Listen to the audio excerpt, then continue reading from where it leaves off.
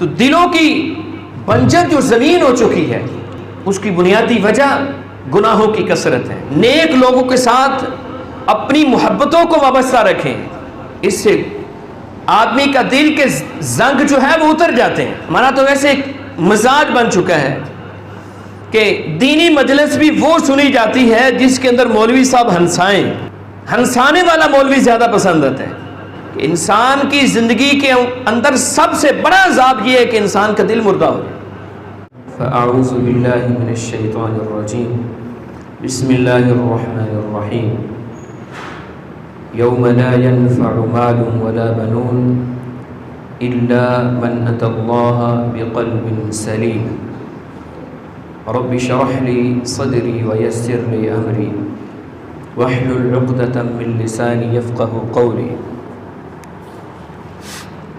سبحانك لا علم لنا إلا ما علمتنا إنك أنت العليم الحكيم۔ رسول مکرم صلی اللہ علیہ وسلم نے فرمایا کہ خبردار، ان فی الجسد مضغہ، فرمایا تمہارے جسم کے اندر گوشت کا ایک ایسا ٹکڑا ہے، گوشت کا ایک ایسا لوتھڑا ہے، اذا صلحت صلح الجسد کلہ، جب وہ جسم کا حصہ صحیح رہے گا تو تمہارا سارا جسم ہی صحیح رہے گا۔ وَإِذَا فَسَدَ الْجَسَدُ كُلُّهُ، اگر وہ لوتھڑا درست نہ رہا، گوشت کا وہ ٹکڑا درست نہ رہا تو تمہارا سارا جسم ہی خراب ہو جائے گا۔ الا وہی القلب، فرمایا وہ جسم کا حصہ، وہ جسم کا تمہارے جو گوشت کا لوتھڑا ہے وہ دل ہے۔ دل اگر صحیح ہے تو انسان کا سارے کا سارا جسم ہی درست اور صحیح ہے، اور اگر دل خراب ہو گیا تو نہ انسان کی جسمانی زندگی سلامت رہتی ہے اور نہ ہی ایمانی زندگی سلامت رہتی ہے۔ جس طرح جسمانی زندگی کے اندر دل کی بہت زیادہ اہمیت ہے، اسی طرح انسان کی ایمانی زندگی جو ہے، روحانی زندگی جو ہے، اس کا تعلق بھی دل کے ساتھ ہے۔ دل اگر صحیح ہے تو انسان کا ایمان، انسان کی زندگی اللہ کے ہاں قدر و منزلت والی ہے۔ لیکن اگر دل درست نہیں ہے، دل کے اندر بغض، حسد، کینہ، شرک، عداوت، بدعت جیسی بیماریاں موجود ہیں تو ایسا دل اللہ رب العزت کے ہاں قابل قبول نہیں ہے۔ قرآن مجید کی جو آیت میں نے آپ کے سامنے پڑھی ہے اس کے اندر اللہ رب العزت نے اسی چیز کی طرف اشارہ فرمایا ہے۔ فرمایا یوم لا ينفع مال ولا بنون، کل قیامت والے دن ہم سب نے اللہ رب العزت کے سامنے کھڑا ہونا ہے اور اپنے کیے کا حساب دینا ہے۔ فرمایا اس دن تمہارے مال اور تمہاری اولادیں، بیٹے تمہارے کسی کام نہیں آئیں گے، الا من اتی اللہ بقلب سلیم، اس دن وہ شخص کامیاب ہوگا، اس شخص کو اللہ رب العزت عزت نصیب فرمائیں گے جو اللہ کے ہاں قلب سلیم لے کر آئے گا، صاف دل لے کر آئے گا، اطمینان والا دل لے کر آئے گا، جس دل کے اندر ایمان ہوگا، جس دل کے اندر حقیقی اسلام ہوگا۔ بلکہ رسول اللہ صلی اللہ علیہ وسلم نے فرمایا، مسند احمد کی حدیث ہے، لا يستقیم ایمان عبد، کسی بندے کا ایمان اس وقت تک سیدھا نہیں ہو سکتا حتی یستقیم قلبہ، جب تک اس کا دل سیدھا نہیں ہے۔ دل سیدھا ہے تو پھر ایمان قابل قبول۔ اور نبی صلی اللہ علیہ وسلم نے جو ہر عبادت کا جو مقصد بیان کیا ہے دین اسلام نے کہ وہ تقوی ہے، اللہ رب العزت کا ڈر ہے، اس کو بھی نبی صلی اللہ علیہ وسلم نے فرمایا کہ وہ تمہارے دل کے اندر ہے۔ التقوی ہا ہونا، ایک حدیث کے اندر نبی صلی اللہ علیہ وسلم نے 3 دفعہ یہ الفاظ فرمائے، التقوی ہا ہونا ویشیر الی صدرہ، آپ صلی اللہ علیہ وسلم دل کی طرف اشارہ کر رہے تھے کہ تقوی یہاں پہ ہوتا ہے، یہ انسان کی باطنی کیفیت کا نام ہے۔ اور نبی صلی اللہ علیہ وسلم فرمایا کہ ابن آدم کے دل اللہ رب العزت کی 2 انگلیوں کے درمیان ہے، اللہ اس کو پھیرتے ہیں، اللہ رب العزت اس کو الٹتے پلٹتے ہیں۔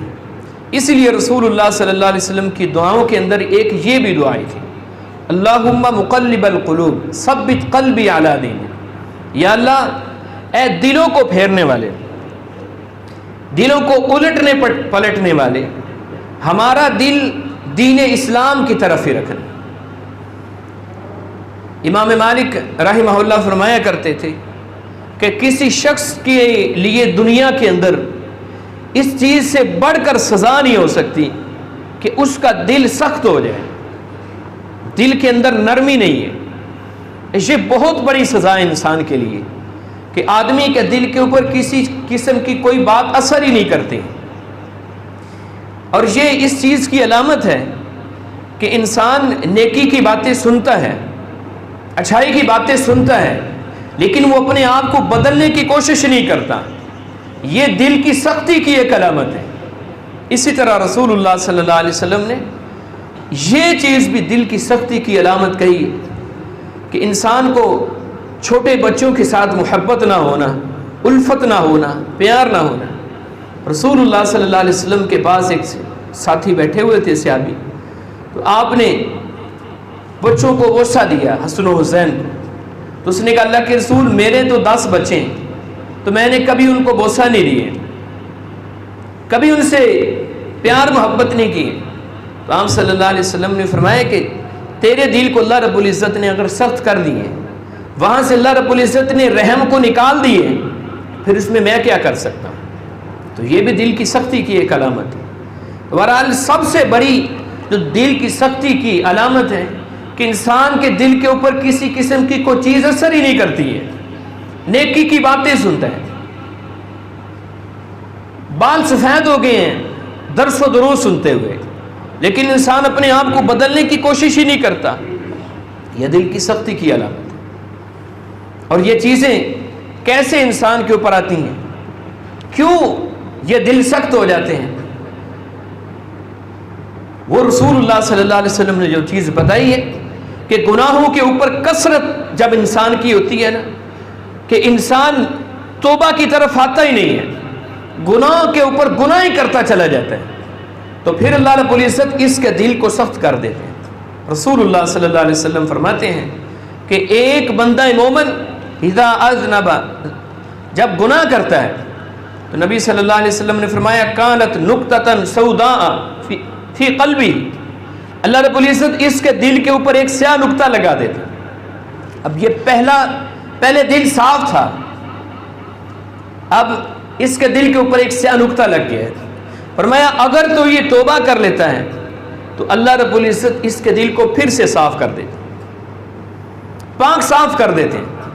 لیکن اگر یہ توبہ نہیں کرتا، گناہ کے اوپر گناہ کرتا چلا جاتا ہے، گناہ کے اوپر گناہ کرتا چلا جاتا ہے، نبی صلی اللہ علیہ وسلم فرماتے ہیں پھر اس کے اوپر ایک ایسا وقت آتا ہے اس کا سارا دل سیاہ ہو جاتا ہے، پھر اس دل کے اوپر نیکی کی کوئی بات اثر نہیں کرتی، یہ اپنے آپ کو بدلنے کی کوشش ہی نہیں کرتا ہے، یہ اپنے اندر کسی قسم کا انقلاب چاہتا ہی نہیں ہے۔ تو یہ اس وجہ سے ہے کہ دل سارے کا سارا سیاہ ہو چکا ہے، گناہوں کی وجہ سے دل سارے کا سارا سیاہ ہو چکا ہے، اللہ رب العزت کی نافرمانیوں کی وجہ سے۔ تو گناہوں کے اوپر کثرت جو ہے اس کی وجہ سے دل جو ہے وہ سخت ہو جاتے ہیں، اللہ رب العزت دلوں کے اندر سے رحم کو نکال دیتا ہے، پھر یہ دل بدلنے کی کوشش نہیں کرتا ہے، پھر یہ بعض اوقات تو نیکی کی باتیں سن کر ان کا الٹ مطلب لیتے ہیں۔ اسی چیز کی طرف اللہ رب العزت نے اشارہ کی، ان اللہ لا یستحی ان یضرب مثلا ما بعوضۃ فما فوقها فاما الذین آمنوا فیعلمون انہ الحق من ربہم، مثال دے کر فرمایا کہ جب ہم مثال دیتے ہیں کہ جن کے دل کے اندر ایمان ہے وہ کہتے ہیں یہ ہمارے رب کی طرف سے، وَأَمَّا الَّذِينَ فِي قُلُوبِهِمْ مَرَضٌ، جن کے دل کے اندر بیماری ہوتی ہے نا، کہتے ہیں اس مثال سے اللہ رب العزت کا کیا مطلب، الٹ مطلب لیتے ہیں۔ یہی قرآن تھا، حالانکہ اللہ رب العزت نے اس قرآن کو شفا کا ہے، ہدایت کا ہے، لیکن یہی قرآن تھا جس کو سننے کے بعد جو ابو الحکم کا لقب حاصل کرنے والا تھا، اس کا لقب بدل کر ابو جہل بن گیا، جہالت کا باب ہے۔ اور اسی قرآن کو سن کر لوگوں کی زندگیاں بھی بدلی۔ تو دلوں کی بنجر جو زمین ہو چکی ہے، اس کی بنیادی وجہ گناہوں کی کثرت ہے۔ اللہ رب العزت نے قرآن مجید کے اندر بیان فرمایا ہے کہ افرأیت من اتخذ الہہ ہوا، آپ نے اس شخص کو نہیں دیکھا کہ جس نے اپنی خواہشات کو اپنا الہ بنا لیا ہے، جیسے دل کرتا ہے اس کی طرف چلا جاتا ہے، جیسے دماغ کہتا ہے اس کی طرف چلا جاتا ہے۔ اللہ رب العزت پھر کیا کرتے ہیں ایسے شخص کے بارے میں؟ فرمایا ختم علی سمعہ وقلبہ، فرمایا ہم اس کی سماعت کے اوپر بھی مہر لگا دیتے ہیں، پھر ہم اس کے دل کے اوپر بھی مہر لگا دیتے ہیں، جو اپنی خواہشات کے پیچھے چلنے والا ہے، جیسے دل و دماغ نے کہا، جیسے نفس نے کہا، یہ اس طرف چل نکلتا ہے۔ فرمایا کہ یہ اس بات کی اس وجہ سے اللہ رب العزت انسان کے دلوں کے اوپر مہر لگا دیتے ہیں۔ اور اگلی بات جو رسول اللہ صلی اللہ علیہ وسلم نے فرمایا، ویسے کسی بھی چیز کی کثرت وہ انسان کو برباد کر دیتی ہے، بلکہ رسول اللہ صلی اللہ علیہ وسلم نے تو ایسی کثرت سے بھی منع فرمایا ہے کہ انسان بعض اوقات بہت زیادہ اپنے آپ کو یعنی نیکیوں کے اندر مشغول کر لے۔ رسول اللہ صلی اللہ علیہ وسلم کے پاس ایک صحابی آئے تھے، اللہ کے رسول میں روزے رکھنا چاہتا ہوں اور میں سوموار جمعرات کا رکھ دوں، اللہ کے رسول زیادہ طاقت ہے۔ فرمایا تم مہینے کے اندر پہلے کہا 3 رکھ لو، فرمایا زیادہ طاقت ہے، فرمایا ہفتے کے اندر 2 رکھ لیا کرو، اور زیادہ نہیں، اللہ کے رسول اور زیادہ طاقت ہے۔ آپ نے فرمایا 1 دن چھوڑ کے 1 دن روزہ رکھ لیا کرو، اس نے کہا اللہ کے رسول اور زیادہ طاقت ہے۔ نبی صلی اللہ علیہ وسلم نے فرمایا نہیں، اس سے زیادہ نہیں، یعنی کہ حد مقرر کی ہے۔ اسی طرح اسی لیے رسول اللہ صلی اللہ علیہ وسلم نے فرمایا کہ دل مردہ ہونے کی ایک وجہ یہ بھی ہوتی ہے کہ انسان کثرت کے ساتھ ہنستا اور مسکراتا ہے۔ نبی صلی اللہ علیہ وسلم کی زندگی کے اندر مجھے کوئی ایک ایسی حدیث نہیں ملی کہ آپ کہا لگا کے ہنسے ہو۔ ہمارا تو ویسے ایک مزاج بن چکا ہے کہ دینی مجلس بھی وہ سنی جاتی ہے جس کے اندر مولوی صاحب ہنسائیں، ہنسانے والا مولوی زیادہ پسند آتا ہے، جبکہ رسول اللہ صلی اللہ علیہ وسلم نے ایک دن مسجد نبوی کے اندر داخل ہوئے تو آپ نے صحابہ کرام کو کثرت کے ساتھ ہنستے ہوئے دیکھا، تو آپ نے پتہ کیا فرمایا؟ آپ نے فرمایا کہ میں نے جو چیز دیکھی ہے نا، جہنم کے جو مناظر میں نے دیکھے ہوئے، اللہ رب العزت کے عذابوں کے جو مناظر میں نے دیکھے ہیں، اگر تمہیں پتہ چل جائے نا تو تمہاری زندگی سے ہنسی ویسے ہی ختم ہو جائے۔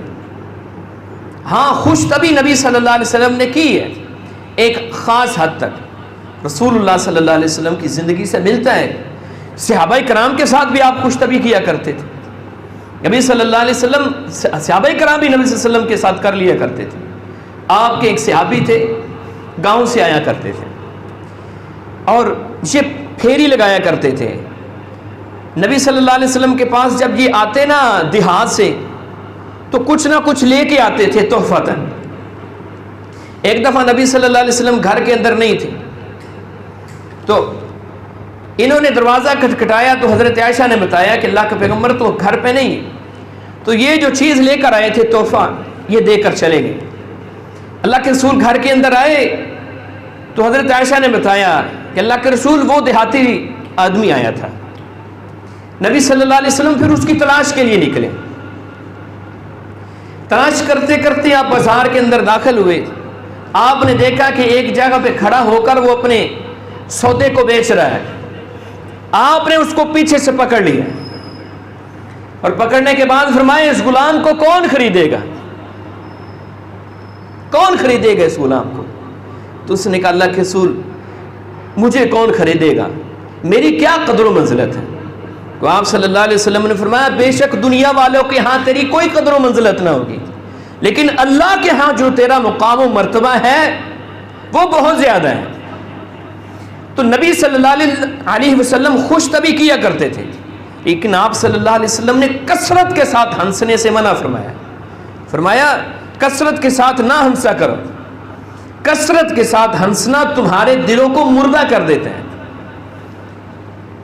رسول اللہ صلی اللہ علیہ وسلم نے یہ مزاج دیا ہے، ایک خاص حد تک خوش طبی کرنا رسول اللہ صلی اللہ علیہ وسلم سے ثابت ہے، لیکن ہمیشہ ہی انسان ہنستا ہی رہے، ہمیشہ ہی انسان کہہ کے لگاتا رہے، اس سے انسان کی عزت کے اندر بھی کمی آتی ہے، دنیا کے اندر بھی۔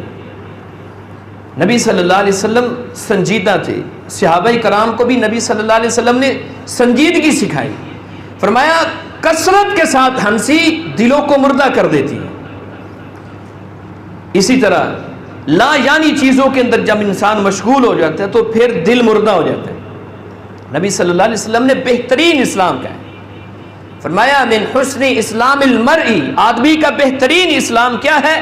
ما لا یعنیہ، جس چیز کو اس کا کوئی فائدہ نہیں ہے اس کو چھوڑ دو، فضول چیزوں کے اندر اپنے آپ کو مشغول نہ کرو جن کا نہ کوئی دنیاوی فائدہ ہے نہ کوئی دینی فائدہ ہے۔ یہ بہترین اسلام نبی صلی اللہ علیہ وسلم نے بتایا کہ لا یعنی باتوں کو چھوڑ دو، فضول چیزوں کو چھوڑ دو، تو یہ چیزیں انسان کے دل کو مردہ کرتی ہیں۔ اب مسئلہ یہ ہے کہ جب یہ نفس مردہ ہو چکا ہے، جب یہ دل کی زمین بنجر ہو چکی ہے، پھر اس کو بدلنا کیسے ہے؟ پھر اس کا علاج کیا ہے؟ اس کا علاج بھی رسول اللہ صلی اللہ علیہ وسلم نے بتایا، دین اسلام نے بتایا۔ وہ علاج کیا ہے؟ سب سے پہلی چیز ہے قرآن مجید، وَنُنَزِّلُ مِنَ الْقُرْآنِ مَا هُوَ شِفَاء، فرمایا ہم نے اس قرآن کو شفا بنا کر نازل کیا ہے۔ جسمانی بیماریوں کے لیے بھی شفا ہے، روحانی بیماریوں کے لیے بھی شفا ہے، اور یہ روحانی بیماریوں میں سے سب سے بڑی بیماری ہے۔ امام مالک کا میں نے قول شروع میں بیان کیا کہ انسان کی زندگی کے اندر سب سے بڑا عذاب یہ ہے کہ انسان کا دل مردہ ہو جائے۔ تو فرمایا کہ ہم نے اس قرآن کو شفا بنا کر نازل کیا ہے۔ اب یہ شفا کیسے ملے گی؟ شفا کیسے ملے گی؟ قرآن مجید کو پڑھنے کے ساتھ، قرآن مجید کو کثرت کے ساتھ پڑھیں، اس کا ترجمہ سیکھنے کی کوشش کریں۔ ہم بارہا دفعہ اس چیز کی طرف توجہ دلاتے رہتے ہیں کہ اپنی زندگی کے اندر کچھ حصہ اپنے دین کے مصروفیات میں سے کچھ حصہ ایسا رکھیں، آپ اپنے مسجد کے امام کے پاس، مسجد کے خطیب کے پاس، آپ اپنے مسجد کے جو آپ کی امامت کروانے والے ہیں ان کے پاس بیٹھ کر قرآن مجید سیکھیں۔ معاف کیجئے گا، ہمارے ہاں اکثریت ایسی ہوتی ہے، اکثریت نمازوں کے اندر، کہ امام صاحب امام قرات کر رہا ہوتا ہے تو ہم کھڑے ہو کر سوچتے رہتے ہیں کہ امام کب قرات ختم کریں، رکوع نہیں ہو رہا، اس کی وجہ کیا؟ مجھے پتہ ہی نہیں ہے کہ امام پڑھ کیا رہا ہے۔ آپ ان لوگوں سے پوچھئے جنہوں نے قرآن مجید کا ترجمہ پڑھا ہوا ہے، قرآن مجید سننے کا اس کا سرور کتنا ہے، اس کا اطمینان کتنا ہے۔ فرمایا کہ قرآن مجید کو ہم نے شفا بنا کر نازل کیا ہے، یہ روحانی بیماریوں کے لیے بھی شفا ہے۔ قرآن مجید کو کثرت کے ساتھ پڑھنا دلوں کے زنگ اتارتا ہے، زنگ ختم ہو جاتے ہیں، اور اللہ رب العزت کا ذکر کثرت کے ساتھ کرنا، کثرت کے ساتھ اللہ رب العزت کا ذکر کرنا، یہ بھی آدمی کے دل کو صاف کرتا ہے۔ بنجر زمینوں کو اللہ رب العزت سیراب کرتے ہیں، دلوں کے زنگ اترتے ہیں۔ امام ابن القیم رحمہ اللہ فرماتے ہیں کہ ہر چیز کو پالش کرنے کے لیے، ہر چیز کو جلا بخشنے کے لیے کوئی نہ کوئی چیز ضرور ہے، لیکن یاد رکھو کہ دلوں کو جلا بخشنے کے لیے، دل کو پالش کرنے کے لیے اللہ کے ذکر سے بڑھ کر کوئی چیز نہیں۔ ہمیشہ اللہ رب العزت کے ذکر کے اندر اپنی زبان کو تر رکھیں۔ نبی صلی اللہ علیہ وسلم نے صحابی رسول کو کیا نصیحت کی تھی کہ اللہ کے رسول مجھے کوئی ایسا عمل بتائیں، جامع عمل بتائیں۔ آپ نے اس کو کیا فرمایا تھا؟ فرمایا تیری زبان ہمیشہ اللہ کے ذکر سے تر رہنی چاہیے، اور انسان بے شمار گناہوں سے بچ جاتا ہے جو زبان کے ساتھ انسان کرتا ہے۔ چغلی سے بچ جاتا ہے، غیبت سے بچ جاتا ہے، دوسروں کے اوپر تہمتیں لگانے سے بچ جاتا ہے۔ اسی طرح بے شمار گناہ ہیں جب انسان اپنی زبان کو اللہ کے ذکر کے اوپر لگا لیتا ہے تو پھر انسان ایسے گناہوں سے بچ جاتا ہے۔ دلوں کا اطمینان اللہ رب العزت نے اپنے ذکر کے اندر رکھے۔ الا بذکر اللہ تطمئن القلوب الذین آمنوا وتطمئن قلوبهم بذکر اللہ۔ ایمان والے جو ہیں وہ اپنے دلوں کو اطمینان اللہ کے ذکر سے دیتے ہیں، اور فرمایا خبردار کی اللہ رب العزت نے کہ اللہ کے ذکر سے بڑھ کر دلوں کو اطمینان دینے والی کوئی چیز نہیں۔ دل مطمئن ہوتا ہے اللہ رب العزت کے ذکر کے ساتھ، وگرنہ دل بے چین ہی رہتا ہے۔ تو دلوں کے زنگ اتارتا ہے اللہ رب العزت کا ذکر۔ اور تیسری چیز، اپنے گناہوں کے اوپر کثرت کے ساتھ رویا کرو۔ کوئی انسان ایسا نہیں ہے جس سے گناہ نہ ہوتا۔ کل بنی آدم خطا، ہر آدم کا بیٹا خطا کار ہے۔ رسول اللہ صلی اللہ علیہ وسلم کا معمول کیا تھا؟ آپ فرماتے ہیں میرا دل جب غفلت پکڑتا ہے نا، دوسری چیزوں کے اندر مشغول ہو جاتا ہے، فرمایا میں استغفار کرتا ہوں۔ کتنا استغفار؟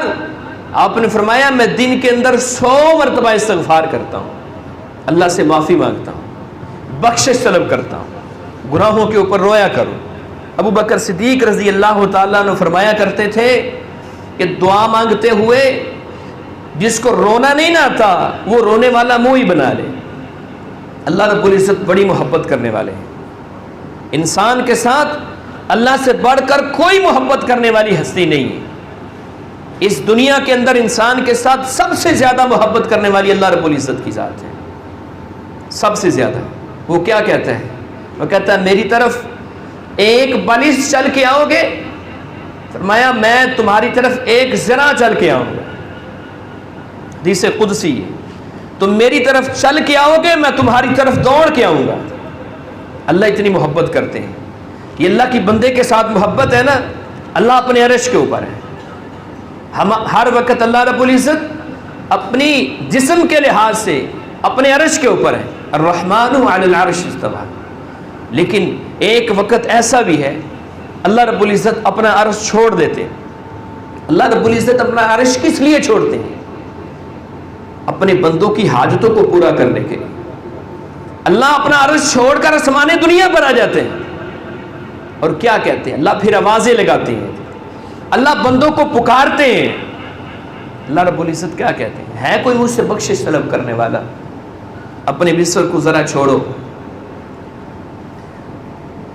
اپنے بستر کو، اور اپنی زندگی کے اندر اگر روزانہ نہیں نا، کوشش تو یہ ہونی چاہیے کہ روزانہ کی بنیاد کے اوپر اگر آپ 8 رکعت نہیں پڑھ سکتے نماز تہجد تو کم از کم 2 رکعت کے لیے تو ضرور اٹھو، اور اگر روزانہ نہیں تو کم از کم ہفتے کے اندر تو ایک ایسا دن ہونا چاہیے نا کہ میں اس وقت اٹھ کر اپنے رب سے راز و نیاز کی باتیں کروں۔ اس وقت میں اپنے آنسو بہاؤں اپنے رب کے سامنے، اپنی حاجتیں اس کے سامنے پورے سامنے رکھوں۔ اس وقت وہ پکار رہا ہوتا ہے، اللہ رب العزت کہہ رہا ہوتا ہے کہ آؤ مجھ سے کوئی حاجت پوری کروانے والا ہے، مجھ سے کوئی گناہوں کی بخشش کروانے والا ہے۔ اس وقت اللہ رب العزت پکار رہا ہوتا ہے، اور جو خود کہے کہ مجھ سے مانگو، وہ بھلا ہو سکتا ہے کہ بندہ اس سے مانگے اور وہ دے نہ۔ اور پھر اللہ رب العزت کی عطائیں، پھر اللہ رب العزت کی محبتیں، اللہ اکبر۔ تو اس لیے اپنے گناہوں کے اوپر رویا کرو، بخشش طلب کیا کرو اپنے گناہوں کی۔ کثرت کے ساتھ استغفار کرنا ہے۔ اسی طرح رسول اللہ صلی اللہ علیہ وسلم نے جو چیز بتائی ہے کہ آپ کے دل کو موم کر دے گی، آپ کو آخرت کی یاد دلائے گی، وہ ہے قبروں کی زیارت کرنا۔ فرمایا قبر کی زیارت کیا کرو، قبرستان جایا کرو، کیا ہوگا؟ اس سے تمہیں موت کی یاد آئے گی کہ میں نے اللہ رب العزت کے سامنے کھڑے ہونا ہے، اپنے کیے کا حساب دینا ہے، آخرت کی یاد آئے گی۔ وہاں جا کر آپ کے عزیز و اقارب پیارے وہاں پر اپنے تصور کے اندر اپنے آپ کو ڈال کے دیکھو، یہاں پر آج اگر میری میت ہوتی تو میں کیا اس قابل ہوں کہ اپنے رب کو منہ دکھا سکوں؟ جنازوں کے ساتھ جاتے ہو، وہاں پر اپنی یہ کیفیت بنایا کرو، کیا ہوگا؟ آخرت کی یاد آئے گی۔ اور آخری بات جو انسان کی نیکی اور بدی کی زندگی کے اندر بہت زیادہ اہمیت کی حامل ہے، وہ ہے اچھی مجلس کا انتخاب کرنا۔ مسند احمد کی حدیث ہے، فرمایا المرء علی دین خلیلہ، آدمی اپنے دوست کے دین پر ہوتا ہے۔ نبی صلی اللہ علیہ وسلم نے فرمایا آدمی اپنے دوست کے دین پر ہوتا ہے۔ فرمایا تم میں سے ہر شخص کو چیک کرنا چاہیے، دیکھنا چاہیے اس کے دوست کیسے ہیں۔ اللہ کے رسول صلی اللہ علیہ وسلم نے ایک مثال کے ساتھ واضح فرمایا، مثال کے ساتھ واضح، کستوری والا اور بھٹی والا۔ فرمایا اچھی مجلس کی مثال کستوری والے کی طرح، خوشبو والے کی طرح، اور بری مجلس کی مثال فرمایا بھٹی والے کی طرح ہے۔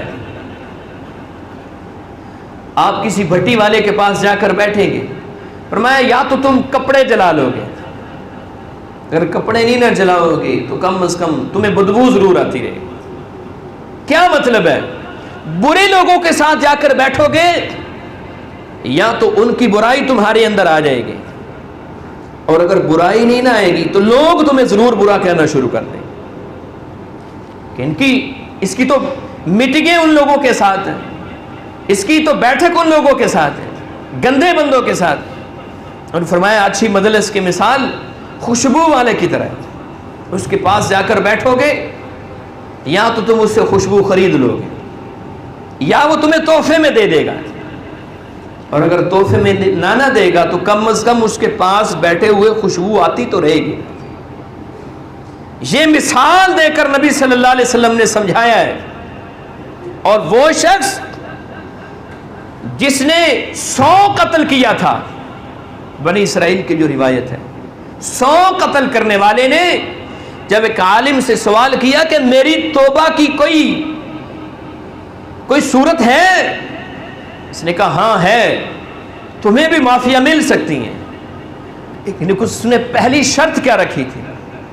اس نے کہا گناہوں والی بستی چھوڑ دو، گناہوں والی بستی چھوڑ دو، نیک لوگوں کی مجلس میں بیٹھا کریں اور اپنی اولاد کی تربیت اس انداز سے بھی کیا کریں۔ رسول اللہ صلی اللہ علیہ وسلم کے صحابی تھے حذیفہ بن یمان رضی اللہ تعالیٰ عنہ، کہتے ہیں ایک دن میری والدہ نے مجھ سے کہا، سوال کیا کہ دنیا کے کاموں کے اندر مشغول ہو گئے ہو، اللہ کے رسول کی مجلس میں بیٹھے وہ کتنے دن ہو گئے؟ کتنے دن ہو گئے؟ کہتے میں نے اپنی ماں کو بتایا کہ کافی دن ہو گیا، میں نبی صلی اللہ علیہ وسلم کے ساتھ ملاقات کے لیے نہیں گیا۔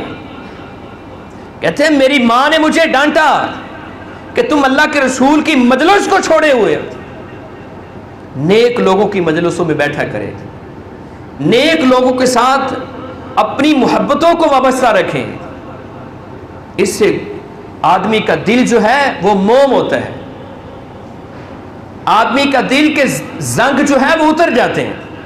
اللہ رب العزت سے دعا ہے کہ اللہ ہمارے دلوں کی سختیوں کو دور فرمائے۔